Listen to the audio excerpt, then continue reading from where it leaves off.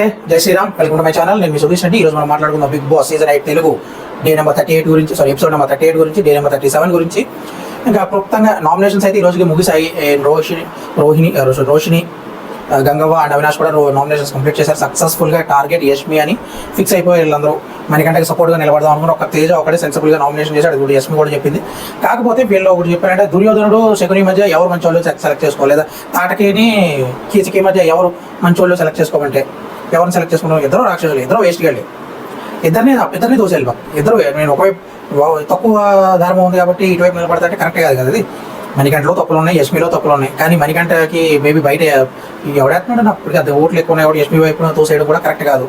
200% ఈ నామినేషన్స్ అయితే కరెక్ట్ అయితే కాదు. ఇటు మణికంఠని యష్మిని ఇద్దరిని మణికంఠ చేయలేదు కదా, సంతోషం. అట్లీస్ట్ దాన్ని డబుల్ చేయాలి. ఇలా నామినేషన్ లేకుండా పక్కన పెట్టారు, అది ఒక విషయం. బట్ వీళ్ళు యష్మిని పదే టార్గెట్ చేయడం కూడా కరెక్ట్ అంటే వాళ్ళు చేయొచ్చు నా ఉద్దేశంలో. ఎందుకంటే ఆవిడ కూడా కొన్ని మిస్టేక్స్ ఉన్నాయి. ఇప్పుడు నుంచి ఆవిడ సరి చేసుకుని బెటర్ అయితే ఇంకా బెటర్. అంటే ద్వేషాన్ని చూపించే విధానాలు ఉంటాయి, మరీ మొహం మీద అలా చూపించడం కూడా కరెక్ట్ కాదని నా ఉద్దేశం. చూపించడం కూడా ఏముందండి, ఇక్కడ ఆయన ఆ స్టేజ్లో ఆయన్ని కొంచెం భరించడం కూడా కష్టం. అంత ఓపిక ఎంతమంది భరిస్తున్నారంటే చాలా గొప్ప వాళ్ళే చెప్పుకోవచ్చు వీళ్ళందరినీ. నాలాంటి అయితే అసలు కష్టం కాబట్టి సో అది మనం చెప్పలేం. సో అండ్ కొన్ని విషయం సూపర్ మార్కెట్లో నబిల్ అయితే సూపర్ అబ్బా. ఒక గౌతమ్ కృష్ణ మీద కొడుతున్నాడు కానీ నన్ను చదవనట్లేదు కానీ ఏదైనా ఎక్స్ప్లెయిన్ అవ్వడం, ఆ క్లారిటీగా మాట్లాడడంలో చాలా బాగా అనిపిస్తున్నాడు నబిల్ అయితే. నిఖిల్ కూడా కొన్ని స్ట్రాటజీస్ ఆలోచించడంలో కూడా చాలా బాగుంది నాకు. నిఖిల్ అండ్ నబిల్ ఇద్దరు కూడా సూపర్ అనిపించారు. పృథ్వీ అక్కడెక్కడైతుందో విష్ణుప్రియ పక్కన లేకుండా ఉంటే విష్ణుప్రియ మళ్ళీ ఏమంటారు తోడేలు తన గూట్లోంచి బయటకు వచ్చింది అన్నట్టు విష్ణుప్రియ ఉన్న తోడేలు మళ్ళీ బయటకు వచ్చింది. ఏ పని చేత కాదు, ఏమీ కాదు, ఎందుకు వద్దా అర్థం కాదు. వివరంగానే మాట్లాడుకున్నాం. సో తర్వాత తేజ అండ్ నైని పావని ఇష్యూ గురించి, వీటన్నిటి గురించి డీటెయిల్ క్లుప్తంగా వీలైనంత వరకు ఇవన్నీ పాయింట్లు కవర్ చేస్తూనే మాట్లాడుకున్నాం. సో ఫస్ట్ ఈరోజు రోషిని వచ్చింది. రోషిని వచ్చి యష్మిని అండ్ విష్ణుప్రియని నామినేట్ చేసింది. యష్మికి చెప్పిన పాయింట్ ఏంటంటే ఆ మెగా చీఫ్ టాస్క్లో నువ్వు ఎందుకు అంత ప్రేరణ, నువ్వు తప్పు చేయలేదు అని, తప్పు చేయమన్నావు, ప్రేరణ తప్పు చేయలేదు కానీ నువ్వు తప్పు చేయమన్నావు అని చెప్పింది. నువ్వు ఎందుకు అంత ఎగ్జైట్ అయ్యో, అక్కడ కరెక్ట్గానే చేసింది కదా, నీకు ఎందుకు అంత ఓవర్ యాక్షన్ అని మాట్లాడి అక్కడతో ఈసారి నుంచి అయినా కొంచెం చూసుకో అని చెప్పి వెళ్ళిపోయింది. తర్వాత విష్ణుప్రియని డల్ అయిపోతున్నావు రోజుకి. ఫర్ ఎగ్జాంపుల్ చెప్పండి, ఎలా చెప్తావు? మొన్న టాస్క్ చూడు ఏం చేస్తావు, నువ్వు ఏమీ చేయలేదు కదా. అది టాస్క్, అది 100% పెట్టుకుంటే గంగవ్వ పక్కన ఉంది. అంత ఆవిడే అలా ఆడినప్పుడు ఇంకెలా ఆడాలి, నువ్వు 100% ఇవ్వలేదు అని చెప్పి నామినేట్ చేసింది. వెళ్ళండి. తర్వాత గంగ వచ్చింది, విష్ణుప్రియని యష్మిని నామినేట్ చేసింది. ఎప్పుడు కూర్చొని ఉంటున్నా అడుగులతో ఇదులతో తప్ప ఏ పాలు చేతులు ఇక్కడికి దేవుడు ఏదో పని చేయొచ్చు కదా అని గట్టిగానే చెప్పింది విష్ణుప్రియకి. తర్వాత విష్ణుప్రియ ఏదో పర్సనాలిటీ డెవలప్మెంట్ కోసం వచ్చిన టాస్క్, ఏం పర్సనాలిటీ డెవలప్మెంట్ ఏంటో నాకు అర్థం కావట్లేదు. ఇది మాట్లాడితే పర్సనాలిటీ డెవలప్మెంట్ అంటే ఒక టీ పెట్టుకోవడం రాదు, పక్కోళ్ళ మీద అరిసే, పక్కోళ్ళు ఏమైనా అంటే అర్థం చేసుకోవడం రాదు, ఏమీ రాదు. ఎంతసేపు వెనకాల నుంచి బూతులు తావడం తప్ప ఏమీ తెలియదు ఈవిడికి. ఈవిడ అసలు ఏం చేసిందో కూడా ఇప్పుడు దాకా చేసింది కూడా ఏమీ లేదు, ఎందుకు సర్వైవ్ అయింది కూడా తెలియదు. కానీ మనకి తర్వాత నెక్స్ట్ యష్మిని టీ గురించి పాలు వచ్చింది కదా, అందరూ నువ్వు నీ వల్ల మాకు ఇవ్వలేదు అని చెప్పి యష్మికి అర్థం కాలేదు ఫస్ట్ ఆఫ్ ఆల్. తర్వాత వీళ్ళు ఎక్స్ప్లెయిన్ చేశారు, ఓకే అమ్మ సరే అని ఎక్స్ప్లెనేషన్ ఇచ్చింది. అయిపోయిన తర్వాత అవినాష్ వచ్చాడు. అవినాష్ కూడా పృథ్వీని యష్మిని నామినేట్ చేశారు. పృథ్వీని నువ్వు టాస్క్లో ఆడటం తప్ప నీకు ఏం చేసి, ఇంకో అది కూడా టాస్క్ కూడా అమ్మాయిల మీద గెలిచి ఇక్కడ బిలో టాస్క్ నబిల్ మీద తప్పు స్టేట్మెంట్. నబిల్తో ఆడి గెలిచాడు కదా, అది కూడా చెప్పాల్సింది కదా.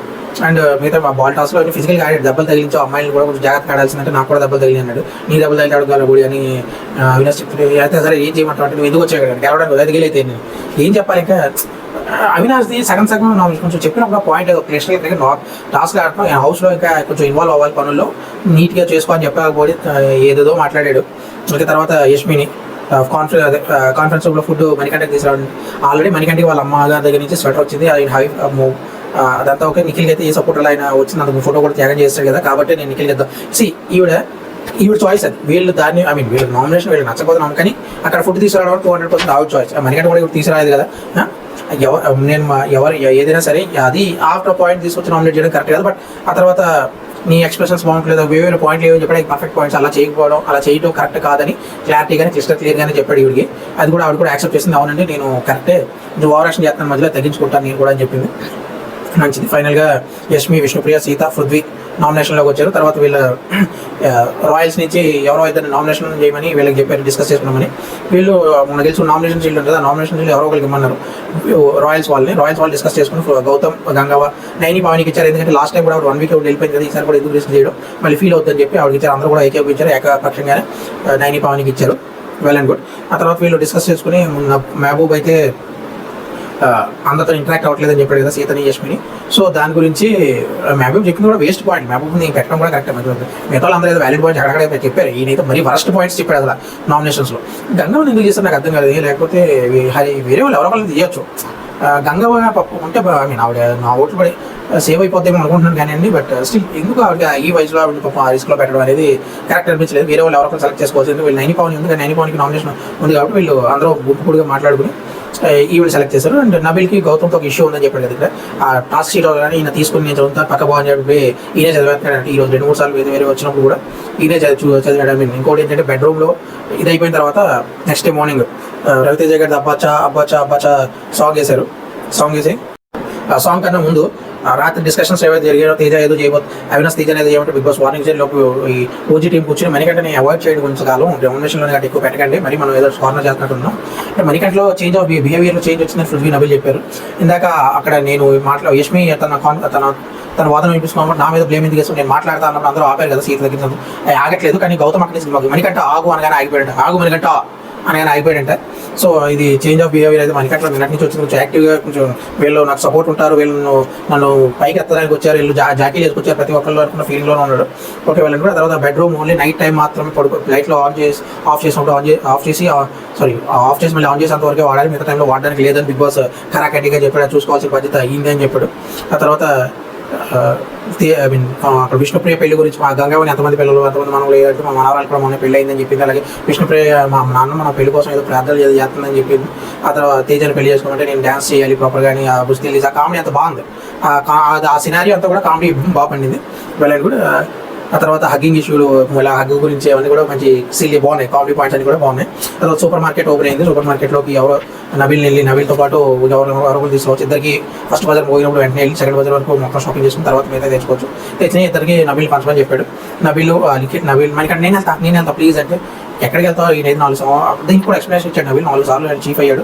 అండ్ ఆయనకి ఫాస్ట్గా కూడా గ్రాప్ చేయగలిగాడు, కొడుకు చేయాలి ఫాస్ట్గా ఎక్కువ గ్రాప్ చేయగలిగాడు. అలాగే వీళ్ళు కూడా అందరూ మ్యాక్సిమం టైం ఇచ్చిన దాంట్లో మ్యాక్సిమం ఇద్దరు కూడా పొరిగాని వెళ్ళి అన్ని కూడా ప్యాక్ చేసి తెచ్చారు. అండ్ దాని తర్వాత కూడా నబిల్ నేను ఈక్వల్గా పంచుతాను, మీరేం వరి అవ్వకండి ప్లీజ్, నన్ను నమ్మండి. 1-2 అటు ఇటు అవ్వచ్చు కానీ నేను మాత్రం ఈక్వల్గానే పంచాను, మీరు నన్ను నమ్మండి ప్లీజ్ అని చెప్పాడు. మా బాగా చెప్పాడు. గుప్పు మర్చిపోయారు పాపం. అంటే అంత కంగారులో ఏం గుర్తుంటుంది చెప్పడం పాపం. ఇచ్చే టైం అంత బేసిక్ అనుకోండి, మ్యాక్సిమం అన్ని తెచ్చారు కదా, ఒకటి ఏముండలే కానీ. బట్ బిగ్ బాస్ ఉప్పు ఎలా మర్చిపోయారని లేదు, బిగ్ బాస్ పెట్టిందే రూల్ కాబట్టి కట్ చేసి పడేసాడు ఉప్పు. దీని తర్వాత విష్ణుప్రియకి తలపోటు వస్తుంది, నేను కాఫీ పెట్టుకుంటుంటే కాఫీ ఏదో అడిగింది, టీ అడిగి పెట్టమన్నంటే తర్వాత వాళ్ళని తర్వాత ప్రేరణ ఏమన్నా మాకు తెలియదు. తర్వాత ఇక్కడికి వచ్చి నిబిల్ని అడిగి వద్దు అంటే యష్మిని హెల్ప్ చేయమని టీ పెట్టుకోవడం కూడా రాకుండా ఎక్కడికి వచ్చింది నాకు అర్థం కావట్లేదు. అసలు ఈ మనిషి అసలు ఎందుకు వచ్చింది, ఏం చేస్తుంది, ఆటలాడదు, ఒక కాన్వర్జేషన్ సరిగ్గా ఉండదు, పైన బూతులు తీయడం తప్ప ఏం చేయదు, ఒక టీ పెట్టుకోవడం ఓవెన్ అలా ఆపరేట్ చేయాలి కూడా తెలియదా. అక్కడ మళ్ళీ ప్రేరణని ఏదో బ్లేమ్ చేయడానికి ట్రై చేస్తుంది. వీళ్ళు ఇంకా అప్పుడు చేసి దోశ విషయంలో ఎలా బ్లేమ్ చేసింది, అదే సేమ్ చిన్న విషయానికి లాగడానికి పీకడానికి ట్రై చేస్తుంటుంది. ఈవిడ గురించి ఎంత తక్కువ మాట్లాడారు. తర్వాత తేజకిని అండ్ నైని పవన్కి ఇది అయింది కదా, ఫస్ట్ వీక్ వెళ్ళి నేను ఎవరు నామినేట్ చేశారు, నా 4th వీక్ నామినేషన్ చాలా జరిగాను స్టార్ట్ అయింది కాబట్టి నేను ఎవరు తర్వాత నైని పవన్ నేను ఎవరు చేశారంటే ప్రశాంత్ వీడియో చేశాడు. ప్రశాంత్ నేను పని చేయట్లేదని చేశాడు, నేను పొద్దున్న పని చేస్తాను ఉన్నాను చేయలేదని చేశాడు. తేజ అయితే రివర్స్ నామినేషన్ చేశాడు, రవీంద్ర నామినేషన్. తేజ అప్పుడు రవీంద్ర నామినేషన్ ఫేమస్ కదా అండి. ఆ తర్వాత నైని పవన్ ఏదో మాట్లాడి తప్పనిదా. తర్వాత నేను బయటకు వెళ్ళి రివ్యూస్ అందరూ నేను బండ బూతులు తిట్టారు, నన్ను తిట్టారట, ఎవరు తిట్టారు, రివ్యూస్ తిట్టారు అన్నారు. ఆ తర్వాత అమ్మాయి ఏడుపు మొదలెట్టారు, అందరూ మహబూబ్ అందరూ వెళ్ళి కన్సల్ట్ చేయడానికి కూర్చున్నారు. ఈయన కూడా నేను తిట్టే నేను అలా రిలీజ్ కాలేదని వెళ్ళి ఆవిడ దగ్గరికి వెళ్ళి సారీ చెప్పాడు, సారీ అని. ఆవిడ అంతే మరి ఆ ట్రాన్స్ ఒక గమనమే ఉంది, వెళ్ళిపోయింది కదా. మళ్ళీ రివ్యూవర్స్ ఒక్కొక్కరు ఏడుపులు ఎంతవరకు జెన్యూన్ ఎంతవరకు కరెక్ట్ వాళ్ళకే తెలియదు తప్ప మనం వాటి మీద జడ్జ్ చేయకూడదని నేనైతే డిసైడ్ అయ్యాను. బట్ స్టిల్ మనకంటే అయితే ఫేకే, అదైతే నేను చెప్పగాను. ఈ వీటిది ఫేకా కాదు ఫస్ట్ నేను చెప్పాలనుకోవట్లేదు, ముందు మాట్లాడుకున్నాం. ఈ ఒకసారి ఒక ఇన్స్టెంట్ కాబట్టి ఒక ఇన్స్టెంట్తో జడ్జ్ చేయకూడదు కాబట్టి. సో ఇది ఇవాళ నా అనాలిసిస్ ఇక్కడతో ముగిస్తున్నా. రేపు మళ్ళీ అనాలిసిస్ మళ్ళీ కలుసుకున్నాను. ధన్యవాదాలు.